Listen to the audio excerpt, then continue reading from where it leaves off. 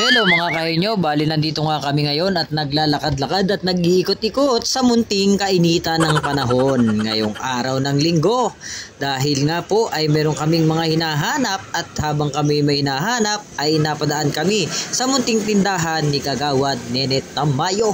Na yan pag natikman mo ang kanilang fishball pa lang ay babalik-balikan mo na. Labukon pa yung kikiam, lalo na pag yung kikiam ang natikman mo ay talaga namang uulit-ulitin mo sa sobrang sarap. Kaya ang panginintay nyo, punta na po kayo dito sa tindahan, na munting tindahan ni Kagawad Nenet Tamayo na narito lang po sa may school ng Zamora.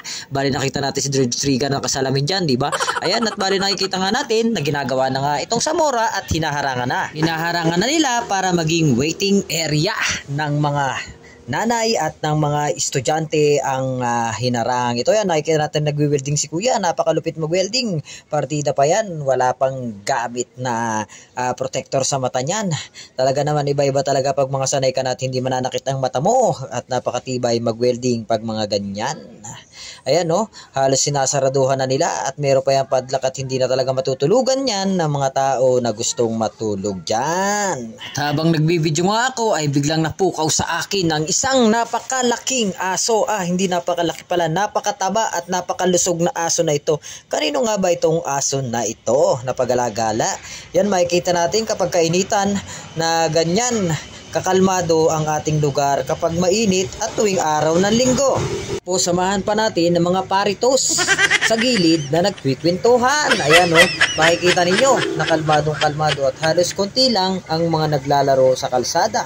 Halos si paritos lang talaga ang makikita mo dito. Ayan, bali ang kaingin area ay halos walang dumadaan dyan. At ang mga batang dalawang ito ay humalang pa sa kalsada pero ayos lang yan dahil sanay na yan dyan, maglaro yang mga yan. Magandang pagmasdan kapag ganyan ang mga kalsada na makikita mo na halos walang mga batang naglalaro. Ayan, halos sa ito na nga si Mika na tinatawag si Grab at halos nakitawag na rin ako dahil may order pala ito si Mika.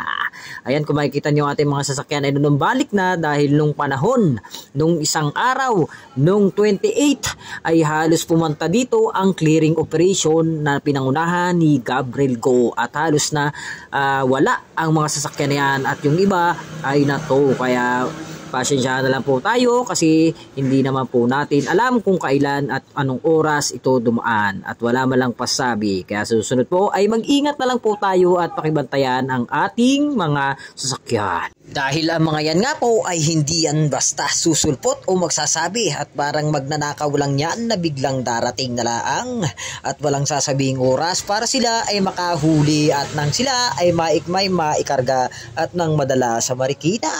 Kaya nga po ang paalala sa mga may mga sasakyan dyan ay talaga namang dubling tingnan at tingnan ninyo ang inyong mga sasakyan palagi at huwag ninyong iiwanan ng matagal dahil hindi po natin alam kung uulit o susunod pa uli ang kanilang operasyon. Pero para sa akin ay syempre meron pa ring ulit yan pero hindi natin nga alam na tulad na sabi ko nga kanina na darating na lang yan na parang isang magnanakaw na hindi natin makikita at hindi sila magsasabi ng oras at ng araw.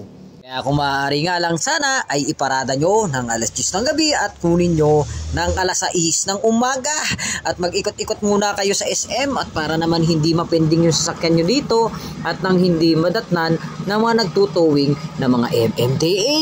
Bali hindi naman nila tinutow kapag may tao sila nadatatnan pero masaklap nga nun ay may ticket pa rin yun ay yung babayaran.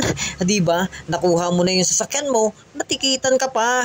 Kaya ano pa ang gagawin ninyo ay bantayan ninyo at bago pa lang dumating ay syempre dapat alisin na natin para hindi tayo walang ticket at syempre at lalo-lalo na hindi na rin matow. Kaya hanggang dito lang ang ating vlog na ito. Sana lang ay pakipollow at pakishare at pakilike na rin po. Maraming salamat!